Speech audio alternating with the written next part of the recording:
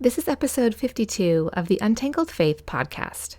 Today I'm joined by Naghmeh Panahi. It became really big news. I think close to 1 billion people were reached all over the world. Every single state had a prayer vigil on the day of Saeed's arrest. But when you introduced your name to us just a few minutes ago, you said that you're going by your maiden name now, and you mentioned Saeed as somebody that you are no longer married to. Most people don't know is that before Saeed went to prison, I was in a very abusive marriage. Those who have not walked through abuse would not understand it. They, like people like Franklin Graham and others, called me a liar when it came out.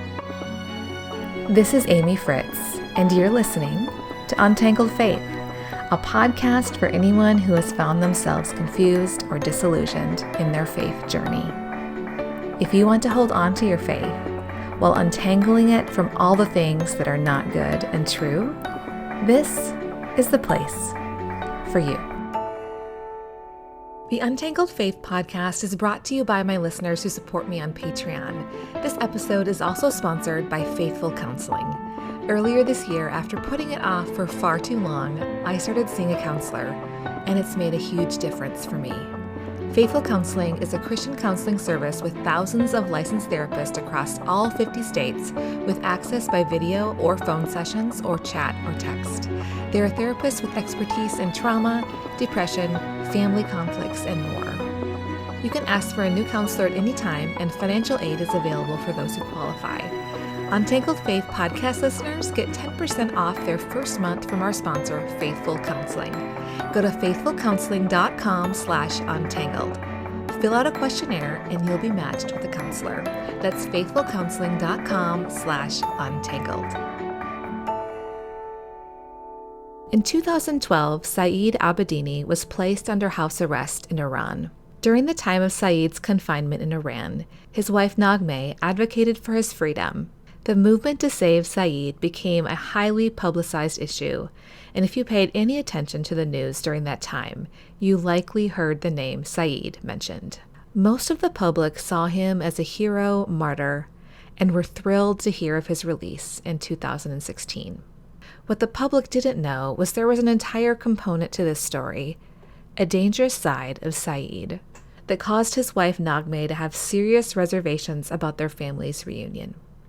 Naghmeh joins me today to share some of her story. You know, some people will see your name and they will say, I feel like I've seen her name before, but they're not exactly sure how they know your name, or they do know your story. So could you give us just a brief overview? How do we know you? Why is your name familiar to us? I get this so much. Even at stores, people are like, I know you. How do I know you? And sometimes I just want to walk away. I don't want to go into the detail of how they know me, or they'll recognize. I was playing soccer with my sister-in-law, and this woman came up and said, "What's your name?" And I told her, and she's like, "No, I know that name. How do I know that name?" And sometimes I'm like, I don't know. And sometimes I'll be like, maybe you've seen me on the news, and they'll be like, yes, that's where it is. So it's people still recognize how I look and my name. My last name's different than what it used to be on the news. It used to be Naghmeh Abedini. Now it's my maiden name, Naghmeh Panahi.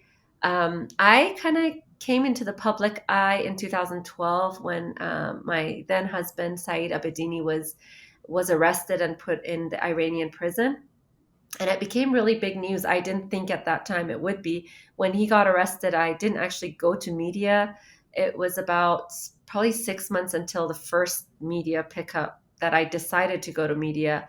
And that was Fox News. And it was a written article. They didn't even know how big it was going to be. So once it got they released it as a written article on their website and it kind of blew up. I was on Hannity. And from then on, it was just like Fox News, CNN, and then a lot of other secular media picked it up. It was around the time Obama was president. There was the talk of a nuclear deal with Iran. And of course, it became a big deal of how are we making a big deal with Iran when they have Americans in prison in Iran? At that time, no one knew that Iran had other prisoners. When my stuff came to light, then we realized there was a Marine in prison. There was a Washington Post reporter in prison. There was others that were in prison. So it became really big news. I think close to 1 billion people were reached all over the world. Most Christians know about this story. It was all over churches. By 2015, there was over 1,000 prayer vigils. Every single state had a prayer vigil on the day of Saeed's arrest, September 26th, at their capital. We had pretty much every prayer vigil had a government official, a senator, a congressman speak. It really became very political and also became something that unified the church. It didn't Mm. matter what kind of church, where you stood politically, everyone wanted Saeed out of prison. And it really grew, and a lot of churches got involved. And I was speaking at the Congress, I was speaking at the UN, but I was also speaking at a lot of churches and events and so on. Yeah, I remember seeing it on the news. I feel like there was a hashtag Save Saeed. There was a Yeah. huge movement. And so, but when you introduced your name to us just a few minutes ago, you said that you're going by your maiden name now, and you mentioned Saeed as somebody that you are no longer married to. And so that may be a really big shock to some people that have not followed the story since Saeed was released, because I feel like some people may be tapped out at that point because like their prayers were answered. They were, hoping for the release of this pastor overseas, and he was. And so they haven't followed your story since. And so to hear that you aren't together, can you share a little bit about what happened that we weren't seeing? Some things were happening behind the scenes, and how you got to be in Boise, Idaho as a single mother. Yeah, I think the news did such a good job of covering his release. And then it kind of, because it was like yucky talk of abuse and separation and divorce, it kind of shut down. So a lot of people, when they see me and they recognize me, they're like, how is he doing? They know he was released, but they don't know anything after that. So on social media, I changed back to my maiden name. I've always had my maiden name. In the Middle East culture, the woman keeps her maiden name. So when Yes. Saeed was put in prison, people were wondering, why is a Naghmeh Panahi advocating for Saeed Abedini? Are they married? Are you guys separate? Like, so in terms of social media and media in general, I changed my media name to Naghmeh Abedini, but I've always been Naghmeh Panahi.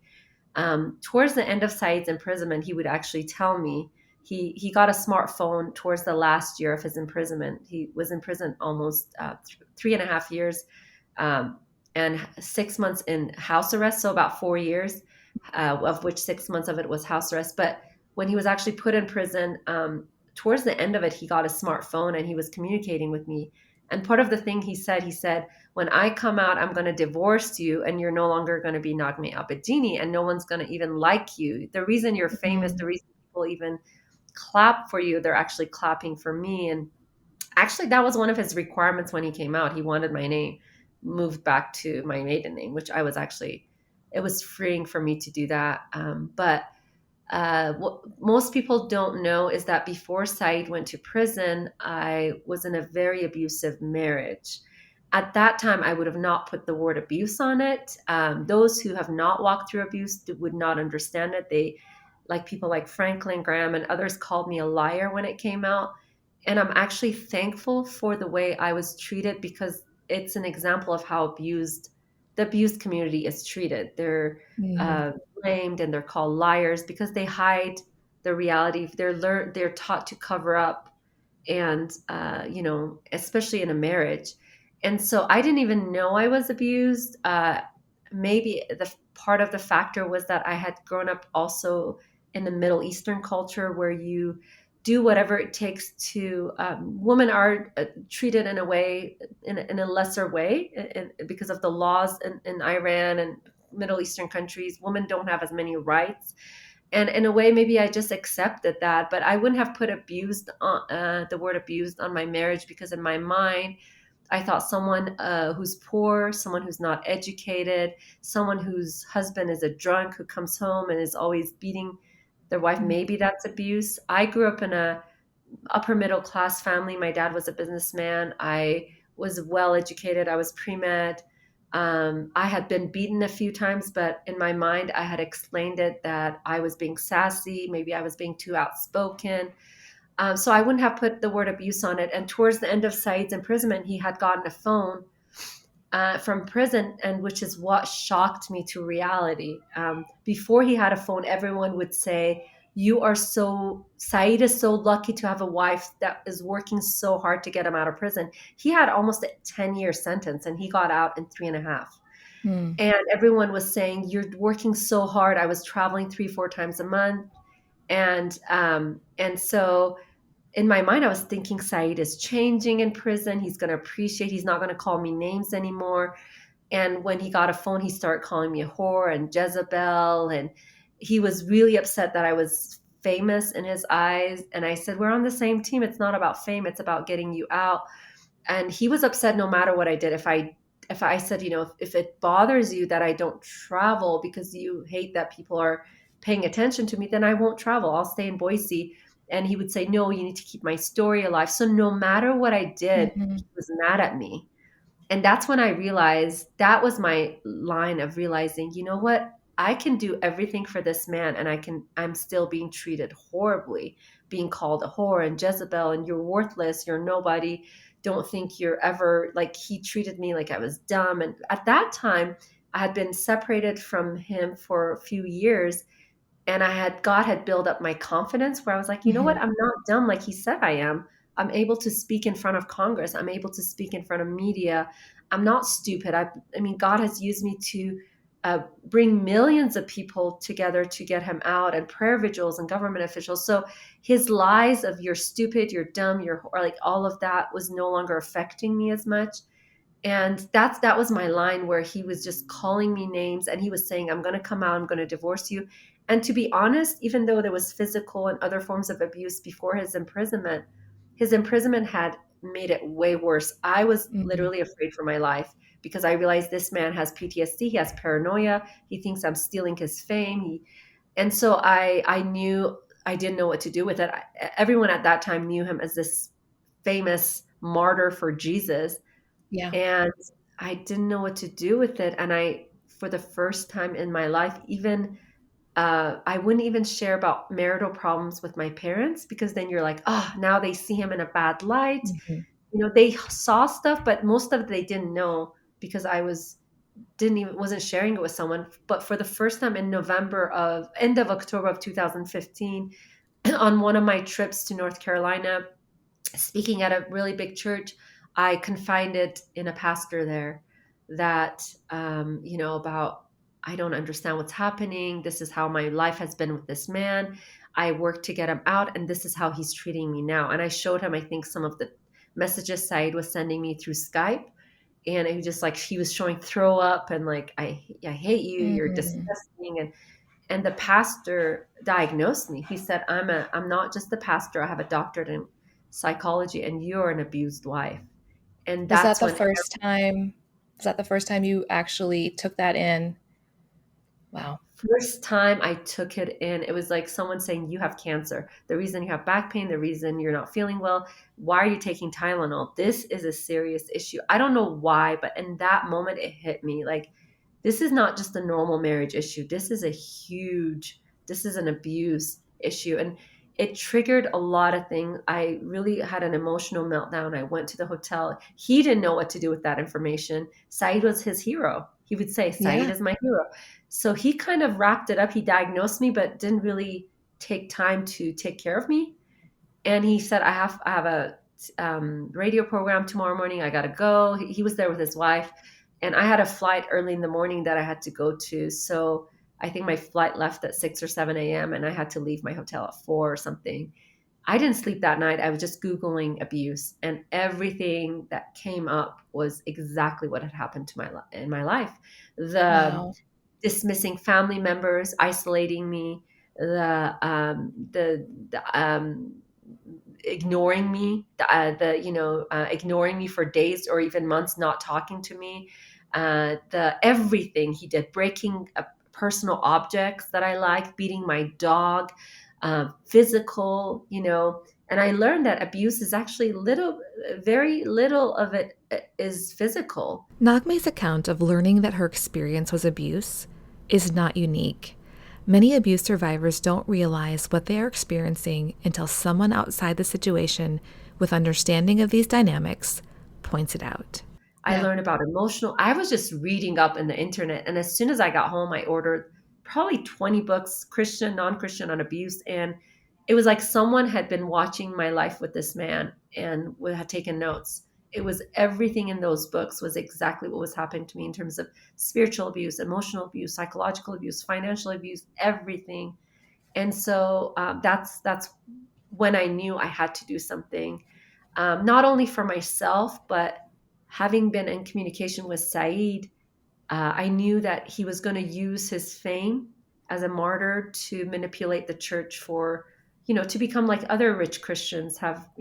He wanted private jets and all of that. And I had been, I had left Islam as a 9-year old and had paid a cost. And I had left America in my 20s after September 11 to go share the gospel in the Middle East. So I always associated Christianity with a cost, with a Mm, cross, yeah. with I didn't associate with, oh, I'm a Christian, now I get famous, now I get money. And he was so much into how can I maximize my martyrdom for my benefit and have a kingdom on earth. And so I knew I had to do something about this, not only for my personal life protection for me and the kids, but the church was being damaged by this deception that had happened in my personal life. You mentioned that you found some books that you were reading. Was there any in particular that you would recommend to people that maybe don't, that you would say, if you don't know much about domestic violence or abuse, this would be a good resource? What books were helpful for you? There were so many, but for me, because I really wanted to know what was the right Christian thing to do, so I gravitated towards the Christian things. I didn't want to, so I Yeah. gravitated towards what the books that really laid it out in structure. So I would say Leslie Vernick, Emotionally Destructive Relationship or Marriage, like that really woke me up. I would say one of my favorite books now is Life Saving Divorce. It Mhm. really by Gretchen Bakerville. And but one of the books that I ended up, the person that wrote it ended up being my personal counselor, was, I think it's called What to Do When You're Being Abused by Your Husband. And Mm. it was Debbie Pride and Pastor Robert Needham, who became my actually counselor and walked me through all this. So I gravitated towards the books like Leslie's and Pastor Needham's book because they were more like according to scripture. So I wanted Yeah. to make sure I was doing the right thing according to the Bible. I did talk to Gretchen Baskerville. She really opened up a lot of eyes, I think, in I her love that. research on what the Bible actually says about marriage and divorce, and Yes. that it really can save somebody's life. It is a safety escape for many people. Yes. Not that people want that, not that somebody wants their marriage to die, but at that point, it's just calling the time of death. It's already died. The vows have Yes. already been broken, right? And I Yes. think some people don't realize that. And I've heard Leslie Vernick say that as well. When she was at the Caring Yes. Well conference, I listened to her, the video of her speaking, and she basically said, "Y'all, these marriages are dead already." They are. The person has already broken the marriage vows. You're Yeah, just putting on paper what has happened in reality. I love Gretchen's book because I didn't have it at that time. I found it later yeah, because I recommend it to so many people because I come across genuine love, God-loving Christian women who are afraid to walk away yeah. and they're afraid to dishonor God. They're afraid to upset God. And this book goes through so much scripture, and it's so grounded in the Bible, and it's beautiful for me. It has broken a lot of chains of women that are know something's terribly wrong with their marriage. They know they're wasting away, but they want to honor God. And I say, read this book. Right. She honors God. She loves God. And you're not dishonoring God by walking away from something that is has already destroyed the marriage. I would imagine by sharing your story, Nagme, people reach out to you with their own stories. Mhm. How common is it that somebody doesn't realize that they are in an abusive relationship until somebody else kind of helps them see that. Very common. Most of the people that followed me because of Christian persecution. And later they said, as I watched your journey, I realized I was in an abusive marriage. They Mm, didn't even know. And they didn't even know there was such thing as emotional abuse or spiritual abuse or financial abuse or the isolation and the, the silent treatment, all of that. So the more we talk about the symptoms, how does it look like? And I was just talking to a lady a few days ago. I still talk to people who are kind of starting to realize it. She was saying my body's falling apart. Like that's mm, how I start realizing something's off in my marriage. I'm having autoimmune disease. There's all this stuff that's happening. So our body starts telling us something is wrong, and so many people don't know. So I think it's way more than we can ever imagine, especially I think within a Christian household, because we're yeah, told to submit, and so the power play of the man becomes very abusive. It's out there, and statistics really, I think, really focus more on physical abuse and more on people who are reporting it. They're not yeah, even talking about the I think the more confusing psychological and emotional and spiritual abuse. And for me, the most wicked of all of it is the spiritual abuse, because you are causing a stumbling block when you're using the Bible to have someone submit to you and to abuse someone, to control someone. You're using the precious name of Jesus to mm, do something that is so against Christianity. And having been raised in Islam for the first 9 years, and having been raised in Iran for the first 9 years of my life, um, it bothers me that his name, because I see the difference between Islam and Christianity. If it's any other thing that's being used to oppress, that's okay. That's fine. That's how the world operates. Someone in power oppresses the one that's, you know, uh, weaker. But when it's you're using the name of Jesus, who's against this kind of oppression, who actually teaches that if you're in a place of power, you are to serve and to love, that's when it gets to me. That's wickedness, to use yeah, God's name to oppress, when that is so much against the nature of God, against who he is. And it messed up my relationship. Someone who was saved out of Islam, someone who loved Christ, paid the price of following him from age 9 to 18. I was persecuted by my family because my dad was a very strong Muslim. Then going to Iran, being arrested, gun pointed to my head to deny Christ. For mm, someone to have loved Christ so much, I was willing to lay down my life.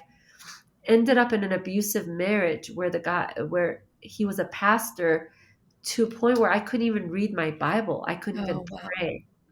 To that point of distance between me and God, that for me is wickedness.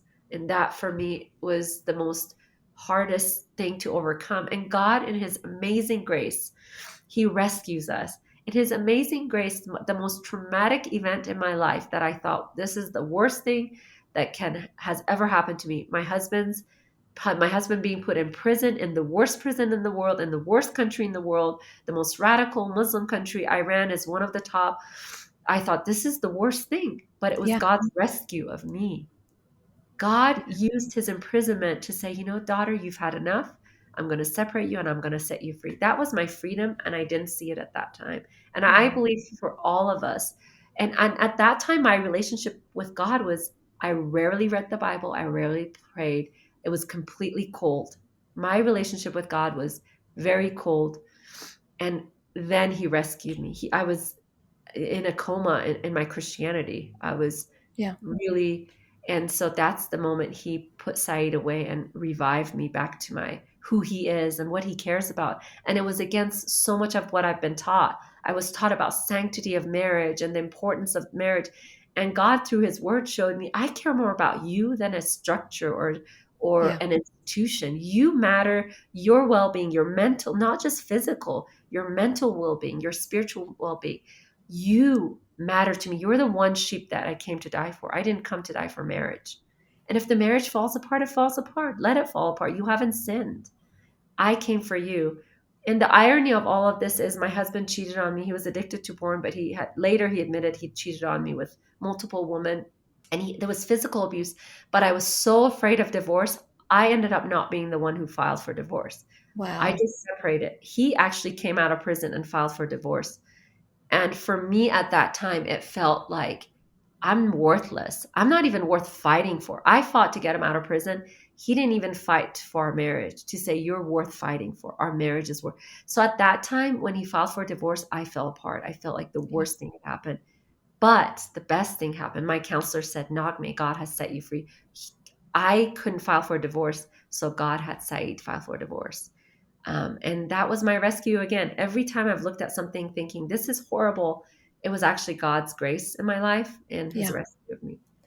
I would imagine that there are people that just don't understand that. They'll run into you or they'll hear your story and they'll be like, Naghmeh, I am so sorry about your divorce. And you would probably say, don't be. It's not the divorce itself that was the hardest thing. Um, it was all the other things that were so very hard. There has been a lot more talk in the world and the media about domestic violence with, celebrity trials and different things like that. And I don't know if you've followed any of that, but what are some like misconceptions you would say that are out there about what domestic violence looks like and how an abuser might use their power or influence in a way to discredit the one that has been abused. Do you have any thoughts on that? Yeah, I'm so glad domestic abuse is coming more and more to light. Yeah, people are sorry that my marriage fell apart. I was dying. God rescued me. I have peace. I have joy. My kids are growing up well. Um, People are so focused on the institution that they don't see the miracle God did in rescuing me. And so um, I don't know. What was your comment about? Yeah, the second comment was there's a lot more, conversation happening in the media and the world about domestic violence with the trial that happened with a pretty high profile celebrity. And I've been concerned. I don't know if you have had any concerns about some of the chatter that's come out of the talk about domestic violence. What are some things that concern you or some misconceptions about domestic violence? And I would say specifically, how might an abusive person try to control that narrative and how would they try to paint the person that is actually being abused? If you pay attention to only one part of our conversation, this portion right here is what I'd beg you to listen to.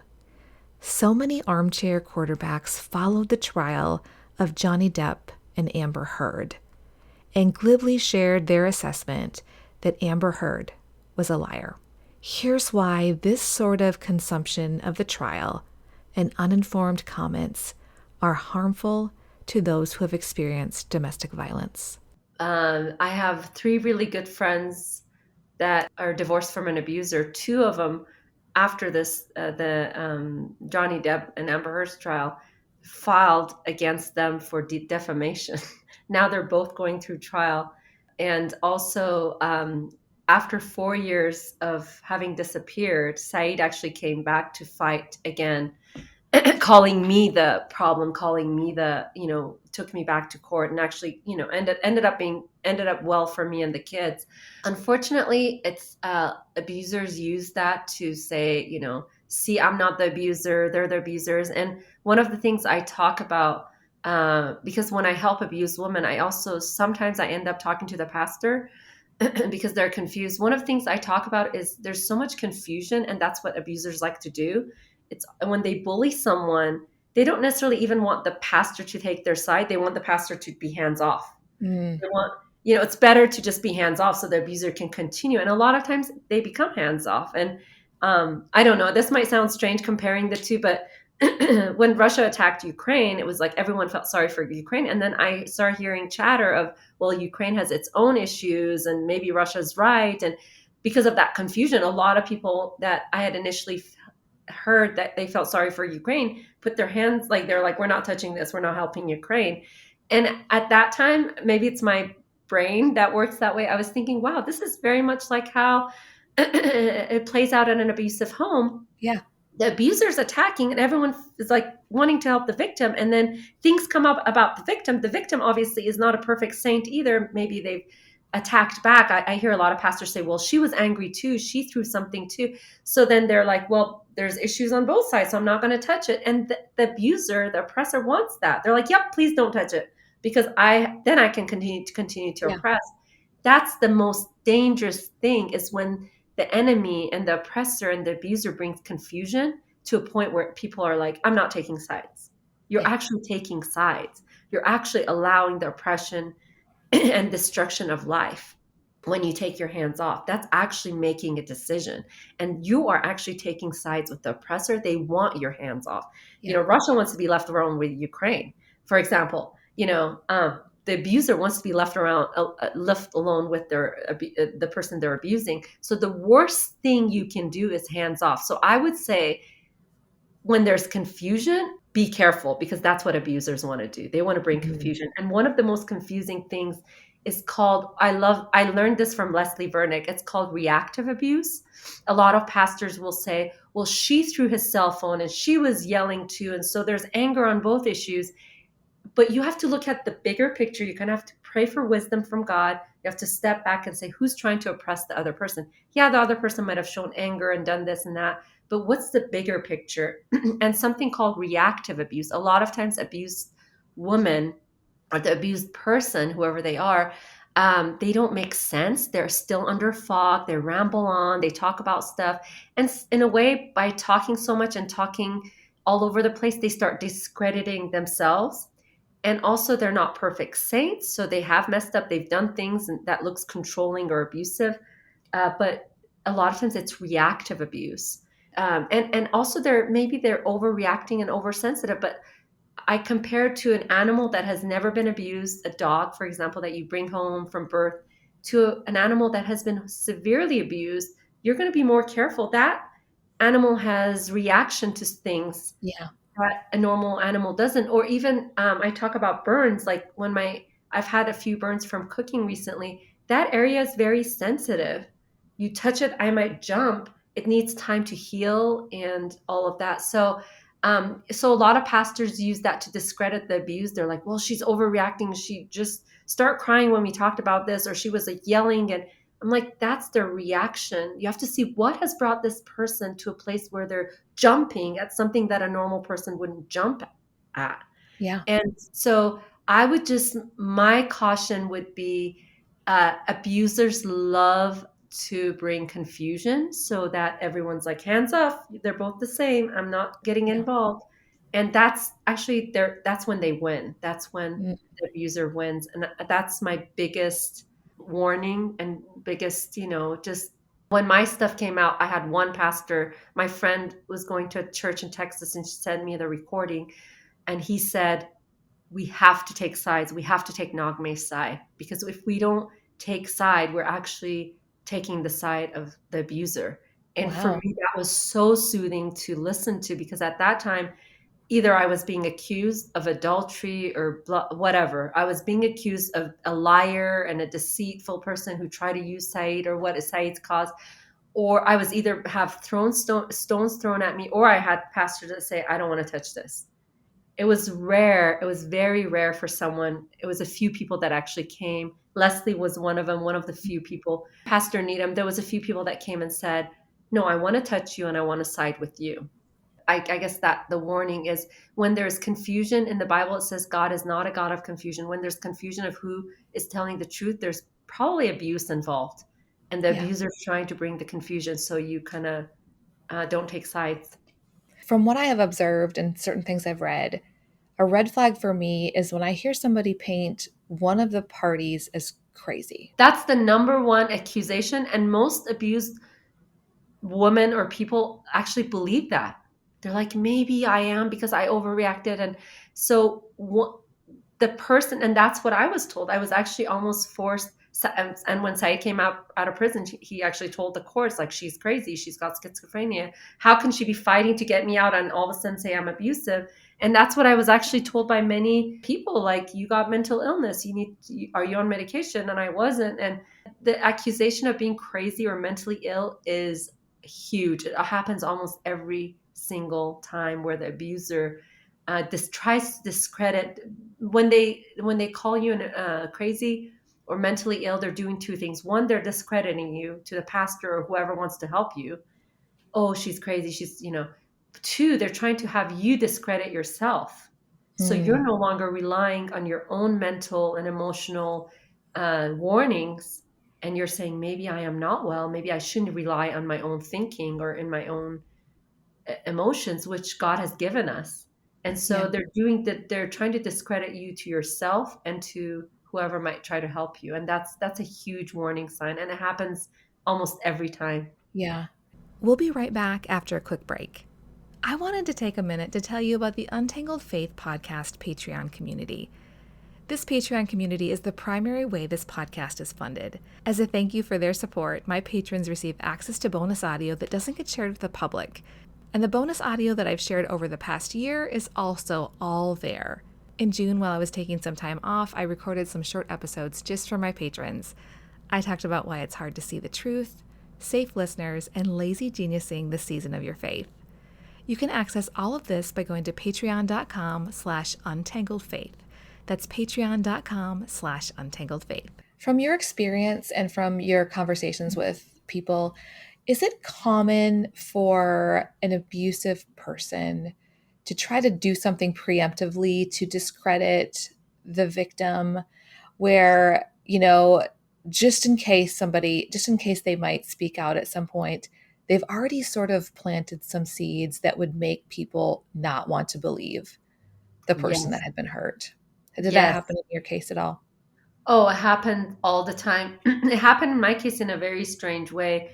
When in November of 2015, when that was my first boundary, I told Saeed, you cannot call me anymore. If you can't be nice to me, you can't call me anymore. And he actually never did. He actually came when he was released from prison. He called everyone but me. He called Franklin Graham, Greg Laurie. He called all these Jay Sekulow. What happened though, when he stopped talking to me, actually from prison, I learned he had started calling so many people, including my own pastor, who said, "Oh, Saeed Wow. just told me from prison." So he, from Iranian prison, he started calling people and saying all sorts of things that later I learned that he had said that I was working with the Iranian government. Um, and some people believed it. There was a lot of political figures that took their hands off of this stuff, thinking, is Naghmeh working with the Iranian government? He told people that I was mentally ill. He told ACLJ and Franklin Graham, a lot of people, he was like, she's mentally ill. And so even I didn't even know at that time, when I had stopped communicating with him, that he would actually pick up the phone from prison and start calling people himself Mm, and was already discrediting me. So yes, I think when the abusers feel that the person they're abusing might try to get help, they will start without you even knowing, contacting people. I hear that all the time. Family members, friends, even old friends, church members, pastors, anyone, they start playing the victim, and then they start planting seeds that, what does the enemy do? They take half truth. So they don't say an outright lie. They'll take something that your friends and family know about you. Maybe you overreact to something or you're too sensitive, and then they'll mix it in with lies where they can actually be like, oh yeah, I have seen her do that.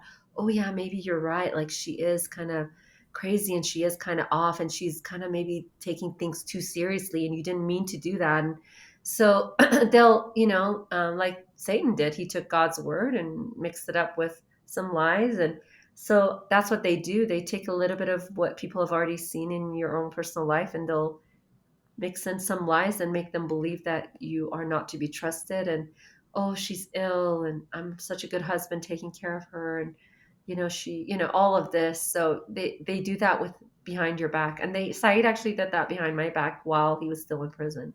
well, domestic violence is very common.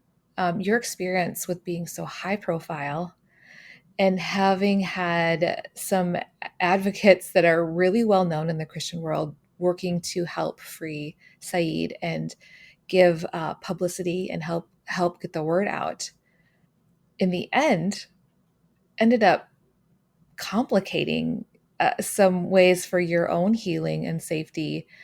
I would love to hear you explain sort of how that happened, You mentioned Franklin Graham's name, Jay Sekulow. These are people that were very much on the front lines with their own names, advocating for Saeed to be released. And when you told them that he was an abuser, what happened?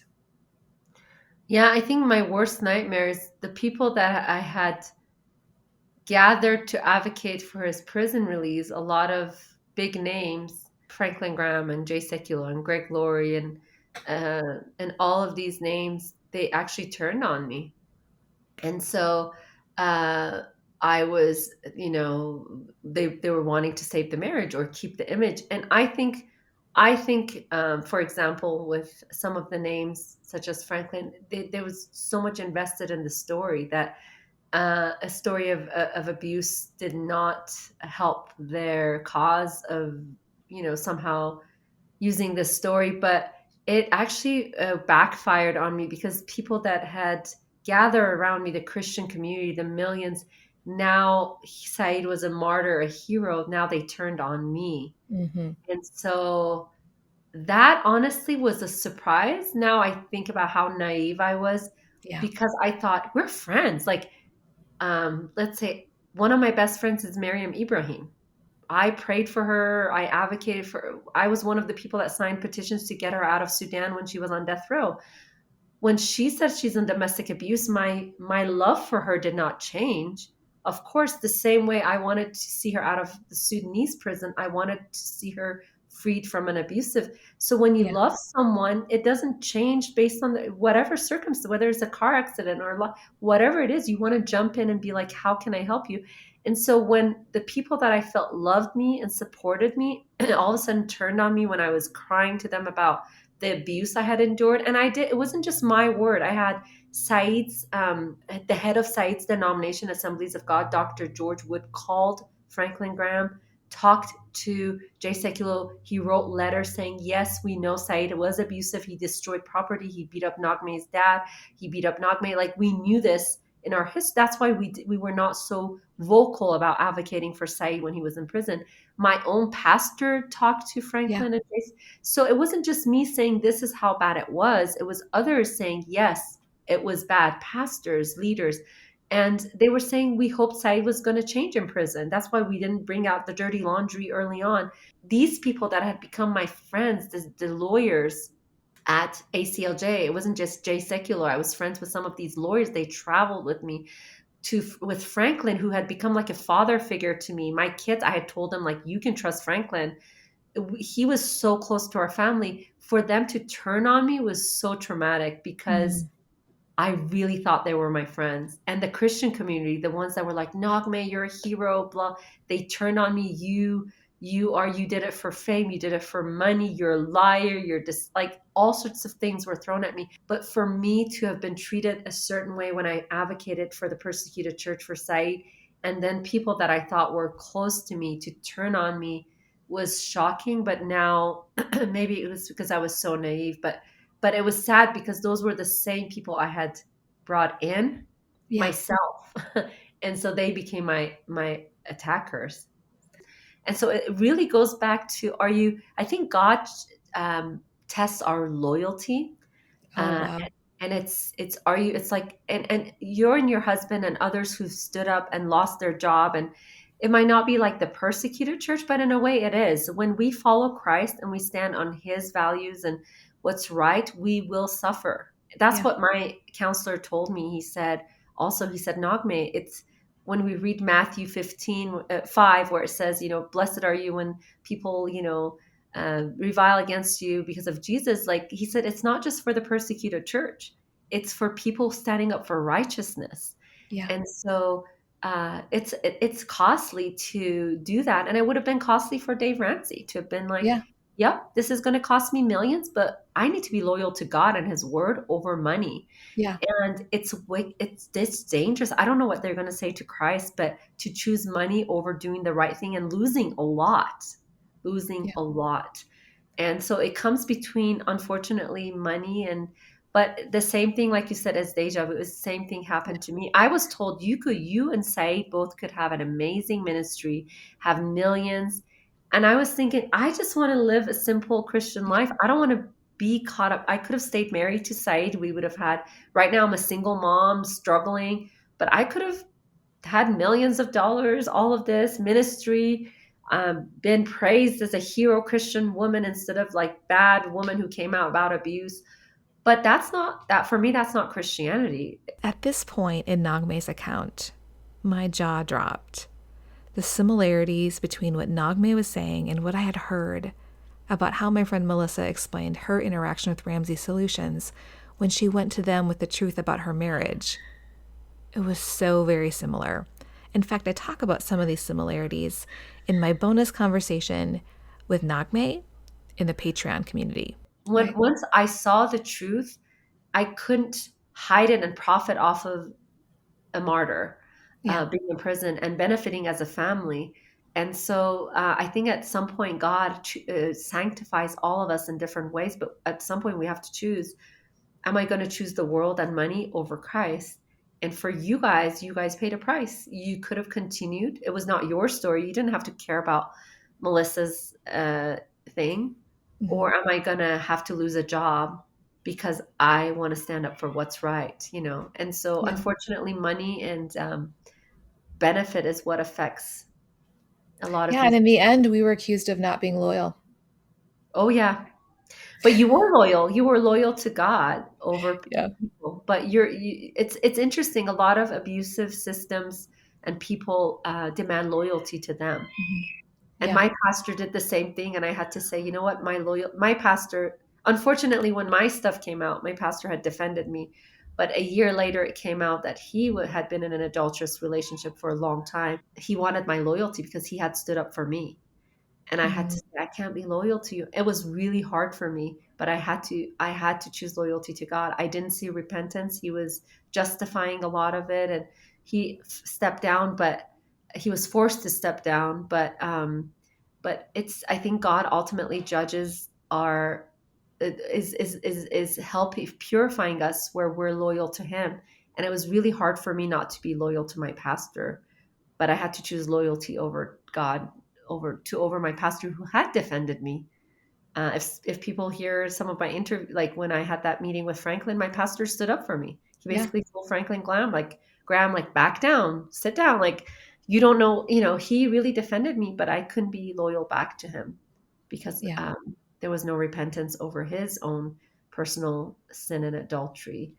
And so, yeah, I think we're called disloyal, but my pastor did call me that. But yeah, I was not loyal to him. I had to be ultimately loyal to Yeah. God. Wade Mullen said something similar. Like when there's this call for loyalty, like what do they mean by loyalty? Loyal to whom and to what? Yes. And we should not be, our highest call isn't to be loyal to a person or an No, institution.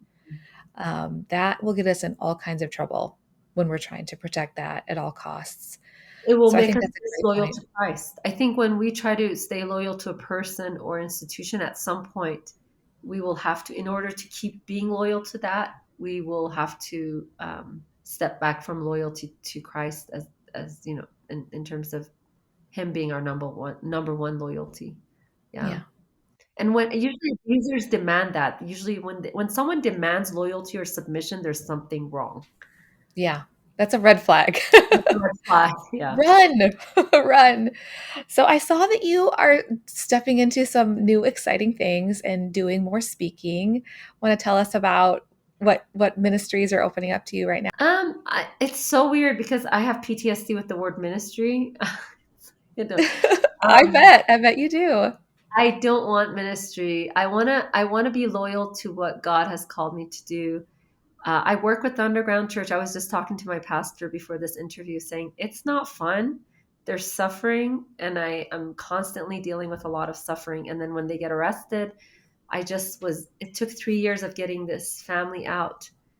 Uh, and now they're finally going to Canada, but it's a messy. So for me, I am writing a book, but the exciting part of that is that a lot of the proceeds will go to help abused women. My hope and passion is that areas that a lot of there's obstacles in women escaping, especially women escaping abuse, is legal costs. and Mm, it's also being able to financially become independent. So my hmm. hope is that the proceeds from this book will help to do that. And also, yeah, so I don't necessarily have a ministry. I had started an organization called Tahrir Al Nisa Foundation with my best friend Miriam to help women, but I've kind of taken a break from that. Mhm. But yeah, my next journey is I will speak where he wants me to speak, and my hope is that to see more women being rescued and find freedom in Christ. Well, I'm so thankful for your time. And I know God is already using your willingness to speak. I had heard you say, and maybe it was on your interview with Julie Royce, that you felt like you're in a position now where you had enough distance, where you felt healed enough that you could speak, Yes. where, where other people are just too close. They can't right now. So you felt like this is something that you can do right now because it doesn't cost you. It's not as traumatic for you to speak up.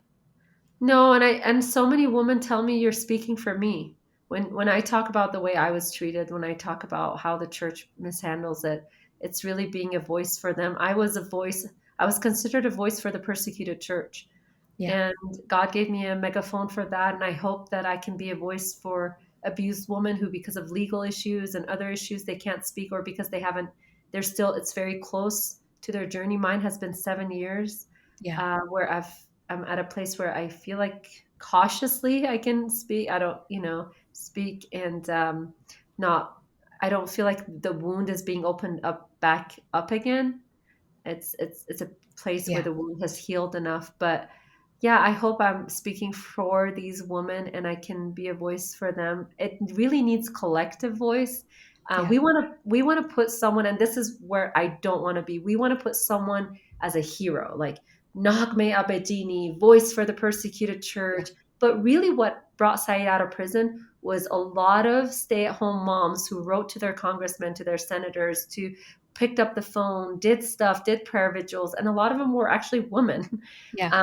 And so this one, there's no hero in trying to help the abused. It needs to be all of us. Yes. I love I that. don't want to be like she's the face to helping abuse.